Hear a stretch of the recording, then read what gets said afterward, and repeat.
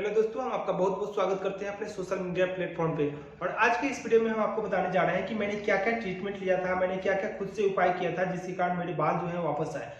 इस वीडियो को पूरा देखिएगा क्योंकि वीडियो आपको काफ़ी इंकरेज करेगी। जो लोग ये सोचते हैं जो एक बार बाल गिर गया नहीं आते हैं, तो उनके लिए काफ़ी महत्वपूर्ण वीडियो है। वीडियो को पूरा देखिएगा। यदि अभी तक हमारे चैनल को आपने सब्सक्राइब नहीं किया है तो प्लीज़ चैनल को सब्सक्राइब करके और बेल आइकन को प्रेस कर दीजिए ताकि कोई भी वीडियो में डालूं तो उसका नोटिफिकेशन आपको जल्द से जल्द मिल पाए।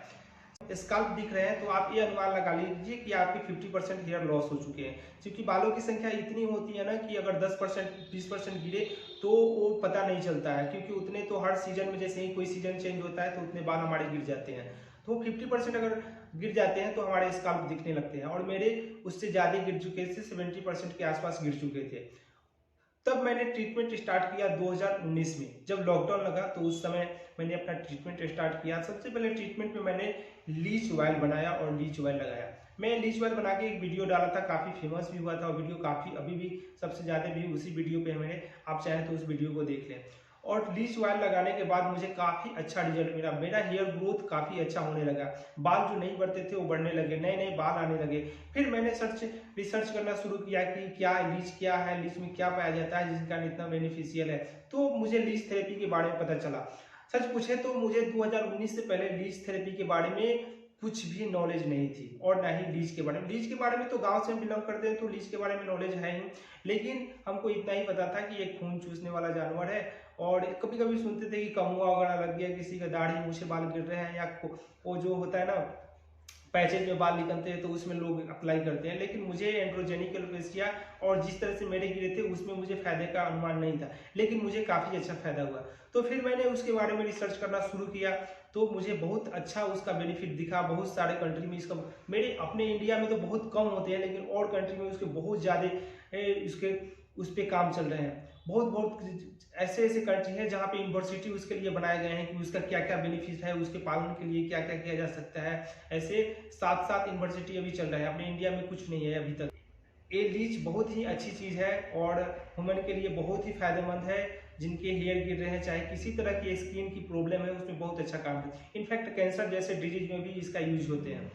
लेकिन लीच थेरेपी यहाँ आसपास में होती नहीं है और जाना पड़ता। लॉकडाउन में कहाँ से कहाँ जाए आदमी, लॉकडाउन में कहीं जाने का सुविधा नहीं था, सब लोग घर पे ही ब्लॉक था। तो फिर मैंने किसी तरह हिम्मत जुटा के, पहले तो उससे काफ़ी डर लगता था, भय लगता था। मैंने किसी तरह हिम्मत जुटा के मैंने खुद से ही उसको डिटॉक्स करना सीखा, सब कुछ किया। उसके बाद उसको लगाया। लीच थेरेपी करने के बाद मुझे और आश्चर्यचकित रिजल्ट मिला, और ऐसे रिजल्ट मिले मुझे आशा नहीं था, कि उम्मीद नहीं था कि ऐसे भी हो सकते हैं।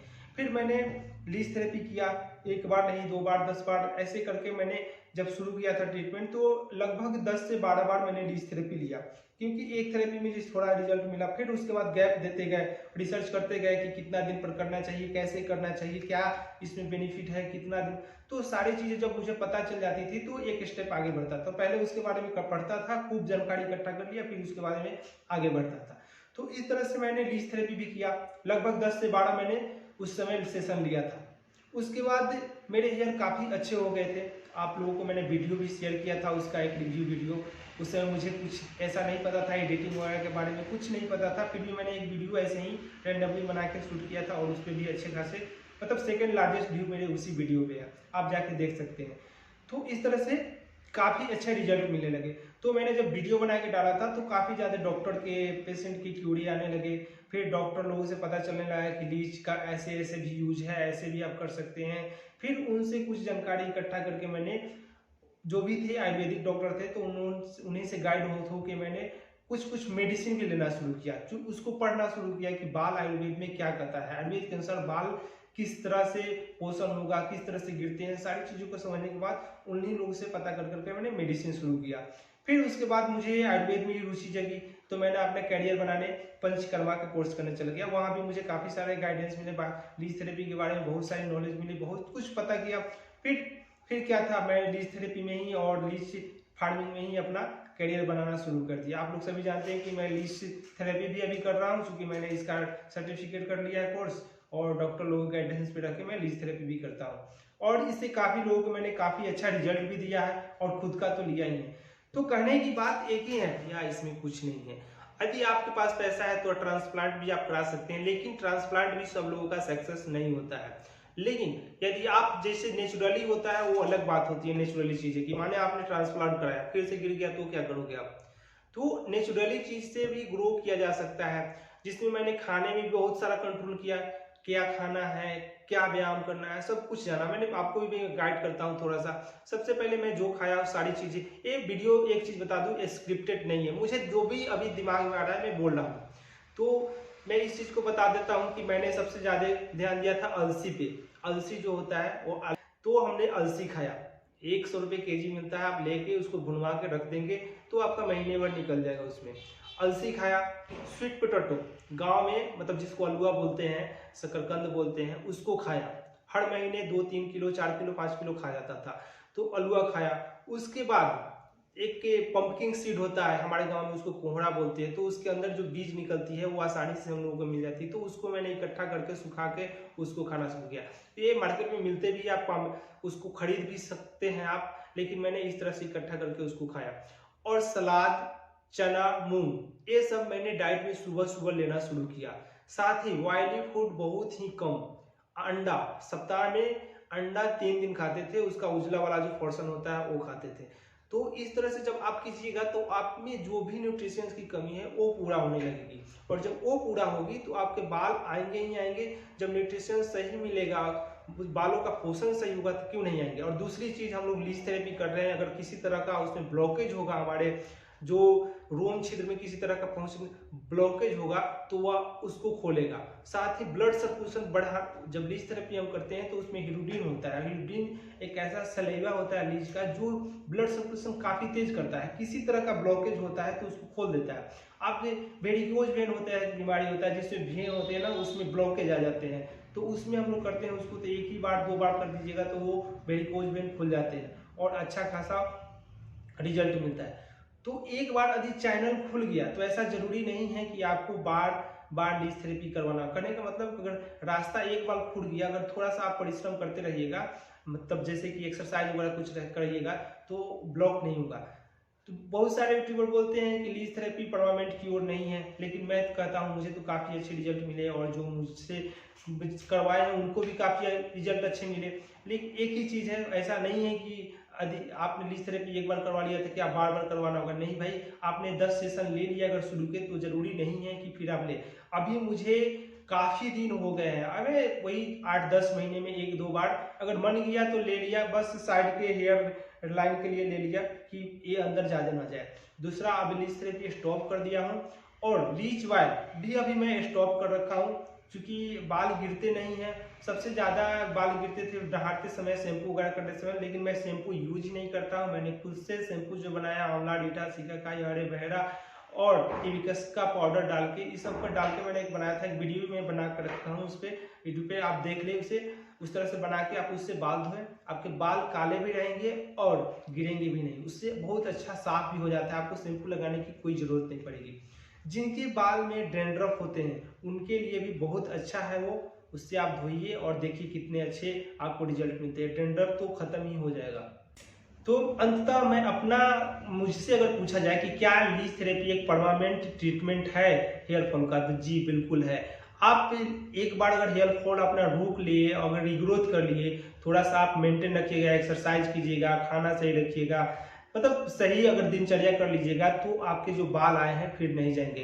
ये मिनॉक्सिडिल वाली बात नहीं है कि जब तक मिनॉक्सिडिल लगाया तब तक बाल अच्छे हैं, जैसे ही मिनॉक्सिडिल छोड़ा बाल फिर से गिर गए दुगने तिगने रफ्तार में, ऐसा कुछ नहीं है। अगर आपने लीच थेरेपी अच्छे से कर लिया है और आप शैम्पू वगैरह नहीं लगा रहे हैं केमिकल वाले, तो आपके बाल फिर से नहीं जाएंगे। मैंने देखा है, मैंने खुद पे भी आजमाया है, तभी मैं आपको बता रहा हूँ।